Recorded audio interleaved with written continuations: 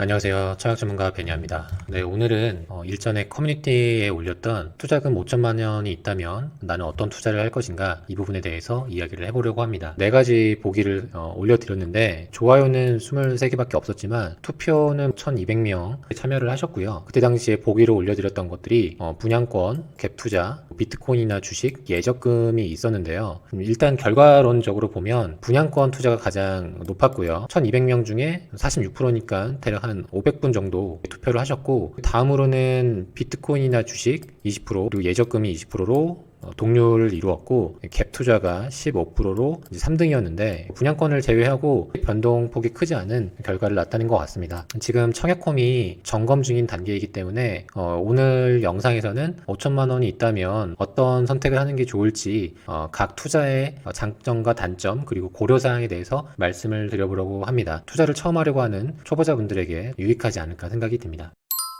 첫 번째로 가장 높은 투표율이 나왔던 분양권 투자입니다. 분양권이라는 것은 신축 아파트에 들어갈 수 있는 권리를 의미합니다. 그래서 분양권에 당첨되면 이렇게 종이를 받게 됩니다. 그리고 3년 후에 이렇게 집이 되죠. 분양권의 장점은 분양가의 10%만 있으면 권리를 가져간다는 것이 큰 장점이죠. 갭 투자나 입주권 투자는 최소 몇 억이 들어가는 것이 사실인데, 이 분양권은 딱 10%만 있으면 가질 수 있고, 입주하고 나서도 선호도가 계속 올라가기 때문에 프리미엄도 같이 누릴 수 있다는 부분이 있죠. 장점은 소액으로 투자가 가능하다. 그러니까 10%만 있으면 계약을 할 수 있고 3년이라는 시간 동안 부족한 잔금을 저축할 수 있다. 그리고 결혼을 하고 나서 이 신축 아파트에 들어가면서 내 집 마련을 할 수도 있고, 동시에 이렇게 중간에 분양권 상태로 매매를 할 수 있기 때문에 내 집 마련과 동시에 이제 투자도 같이 겸할 수 있다는 것이 이 분양권의 큰 장점이고요. 분양권은 일단 취득하고 나서는 크게 신경 쓸 부분이 없습니다. 뭐 사업처럼 매일매일 모니터링을 해야 된다거나, 뭐 주식과 비트코인처럼 시세를 들여다봐야 될 필요가 없기 때문에 바쁜 직장인 분들에게는 유리한 투자가 되죠. 근데 단점도 있습니다. 최근에 있었던 개포동, DH, 퍼스티어 아이파크나 서울의 핫한 단지들은 경쟁률이 높기 때문에 치열하다는 부분이 있고, 또 입주장 때 잔금에 대한 부분도 신경을 써야 됩니다. 보통 입주 기간을 한 2달 정도 주기 때문에 이때 일시적으로 매매나 전세가 이렇게 빠지거든요. 전세가가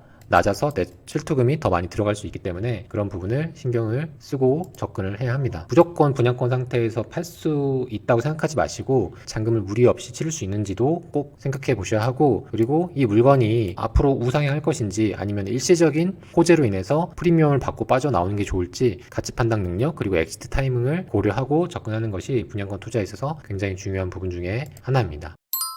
다음으로는 갭 투자입니다. 예를 들어서 매매가가 5억이고 전세가가 4억 5천이면 5천만 원을 가지고 투자하는 것이 흔히 말해서 갭 투자라고 합니다. 갭 투자의 장점은 소액으로 투자 가능하다는 부분이 있고요. 5천을 투자해서 5천의 수익이 나면 높은 수익률을 기대할 수 있겠죠. 갭 투자는 내가 잘 공부해가지고 임장 가보고 원하는 물건을, 원하는 동호수를 직접 선택할 수 있다는 부분이 장점일 수 있겠습니다. 사실은 이 갭 투자는 전세가율에 굉장히 영향을 크게 받습니다. 예를 들어서 매매가 5억에 전세 4억 5천이어서 5천 갭으로 사신 분이 있어요. 만기도 한 1년 반 정도 남은 거예요. 그러면은 나는 5천 투자했으니까 이제 만기 되면 한 뭐 5천 정도 수익을 봐야겠다, 이렇게 생각을 했는데 막상 1년 반 후에 전세가가 4억 5천에서 3억 5천으로 빠진 거예요. 작년 이맘때쯤 한창 많이 그랬었죠. 그러면은 내가 세입자한테 돌려줘야 될 돈이 1억이 더 필요한 거죠. 이 갭 투자는 전세가율에 정말 크게 영향을 받기 때문에 꼭 염두를 해 두셔야 되고, 또 전세가율이 높은 아파트일수록 굉장히 오래된 구축인 아파트 아니면은 선호하지 않는 지역이나 입지인 경우들이 많습니다. 그래서 지방 아파트들 30년, 40년 된 아파트들이 대체적으로 전세가율이 높아요. 그 말인즉슨 수리 비용이 발생할 수 있다는 부분도 염두를 해 두셔야 됩니다. 예를 들어서 누수나 뭐 보일러나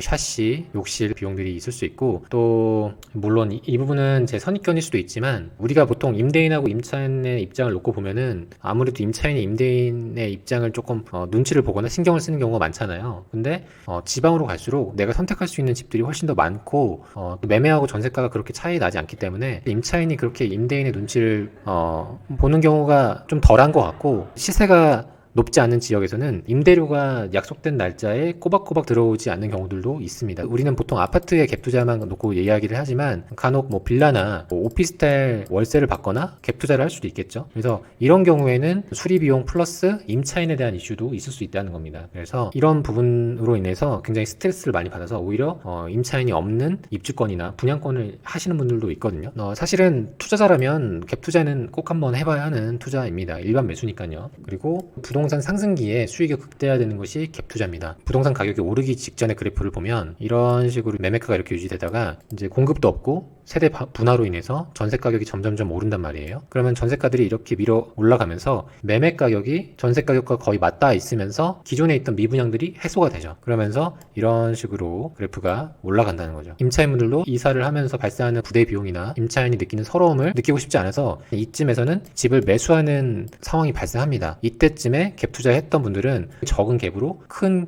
수익을 볼 수 있는 거죠. 갭 투자를 하시는 분들은 사이클을 잘 들여다보시고 타이밍을 잘 잡는 게 중요합니다. 요즘에 서울의 전세가들이 계속 오르고 있잖아요. 굉장히 중요한 지표이기 때문에 잘 참고를 해보시기 바랍니다.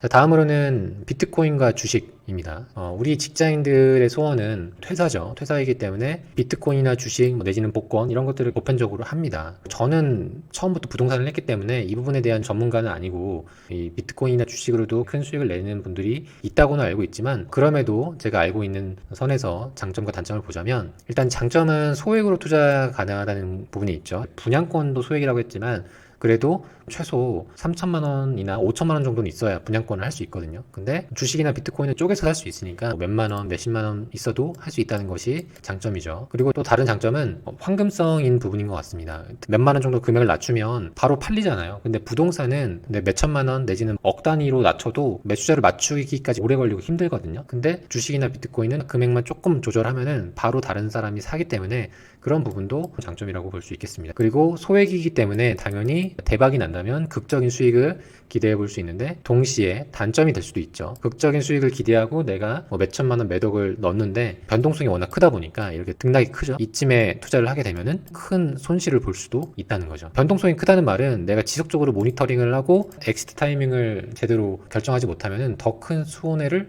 볼 수도 있다는 겁니다. 그래서 주식이나 비트코인은 과감하게 손절할 수 있는 분들이 하는 게 저는 맞다고 봐요. 도저히 안 된다라고 하면 손절을 과감히 할 수 있어야 된다고 생각하고 시간을 두고 꾸준히 모니터링 할 수 있는 분들이 하는 게 어떨까 싶습니다. 주식을 사서 묻어놓고 절대 열어보지 마라. 몇 년 후에 열어봐라. 이렇게 하는데 실제로 그렇게는 어렵잖아요. 그게 잘 안 된단 말이에요. 그럼 차라리 모니터링을 할 수 있는 분이 저는 오히려 투자하기에 또 낫지 않나 생각이 듭니다.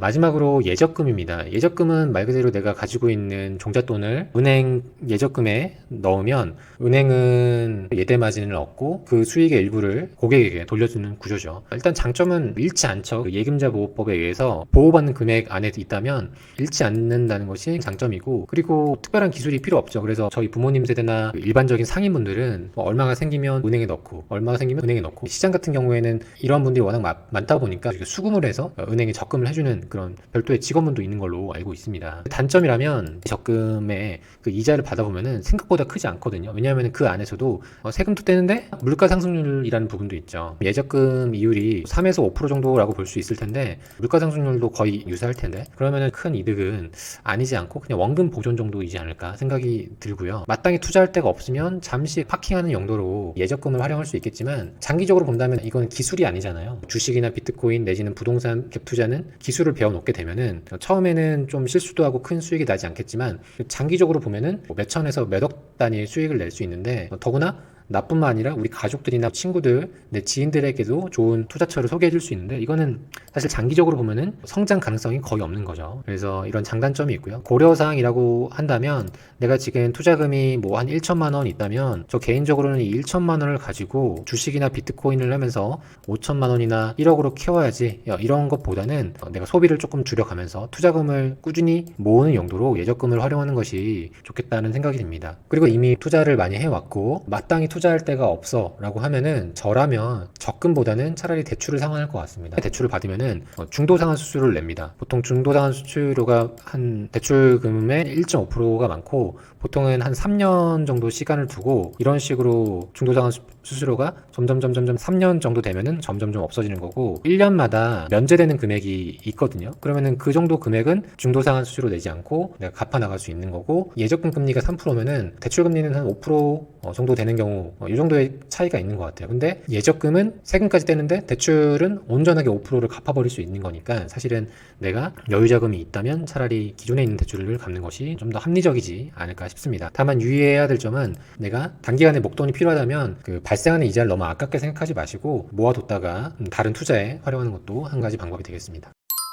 네, 오늘은 이렇게 해서 5천만 원이 있다면 나는 어떤 투자를 할 것인가에 대해서 개략적인 투자들의 특징과 고려사항에 대해서 설명을 드렸는데요. 저는 아무래도 분양권으로 큰 수익을 냈고 부동산으로 큰 수익을 낸 분들을 워낙 많이 봤기 때문에 제가 생각하는 가장 이상적인 포트폴리오는 일단 비트코인이나 주식은 하지 않는다. 이 변동성이 크다는 것은 굉장히 큰 스트레스거든요. 오르면 그만큼 도파민이 많이 나오면서 기쁘지만 또 떨어지면 그만큼 큰 스트레스이기 때문에 일상생활을 할 수가 없습니다. 그래서 저는 변동성이 큰 투자를 그렇게 좋아하지 않기 때문에 제 관점에서는 비트코인이나 주식 큰 확신이 있다거나 내지는 정말 이 돈은 없어도 된다는 어떤 여윳돈이 아닌 이상은 일단 하진 않을 것 같아요. 이거를 아예 하지 말라는 건 아니고 그래서 가장 후순위로 둘 것 같고요. 제가 추천하는 것은 내가 사회 초년생이다. 그리고 내가 지금 연봉 5천만 원이다 라고 하면은 1년에 한 2,500만 원 정도는 적금을 할 수 있겠죠. 그리고 연봉이 5천이니까 이 연봉에 보통 한 100% 정도는 대출을 받을 수 있는데 보수적으로 대출을 한 2,500 정도 받을 것 같아요. 그러면은 시드가 5천 정도 생기잖아요. 그래서 이 5천을 가지고 부동산 투자를 할 것 같습니다.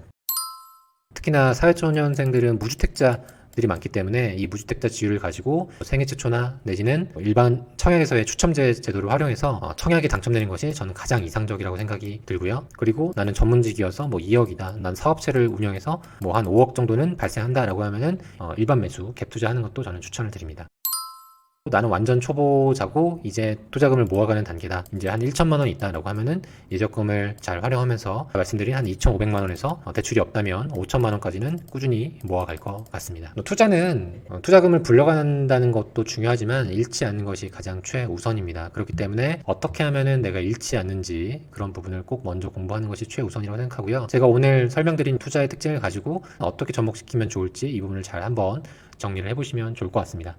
네, 오늘 영상은 여기까지고 도움이 되셨다면 좋아요, 구독, 알람 설정 부탁드립니다. 감사합니다.